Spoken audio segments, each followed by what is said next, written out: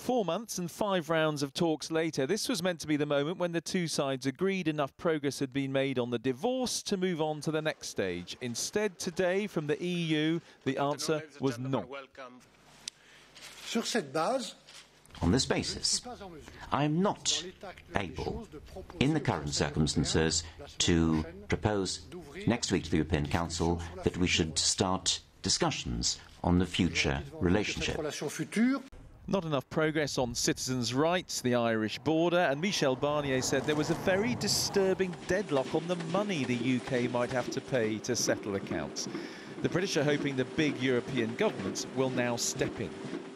The next step in this process is the European Council in October, and clearly we would like them to give Michel the means to broaden the negotiation. It's up to them whether they do it. I think it's in the interest of Europe and the United Kingdom that they do.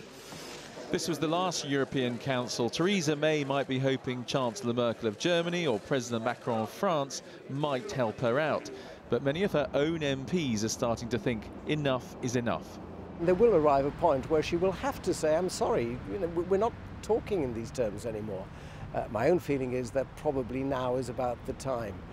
You've got 2 months until the December Council. If there's no progress by then, we're suspending the talks and we're going. The possibility of a no-deal Brexit seems to be growing. If that does happen, says Labour, they'll stop it in Parliament. We would vote down no deal. No deal is so bad for Britain and for the EU that it simply can't be waved through Parliament. It will be voted down, and I have no doubt that Conservative MPs would also vote down no deal. All eyes now on next week's Brussels summit for any sign of a breakthrough.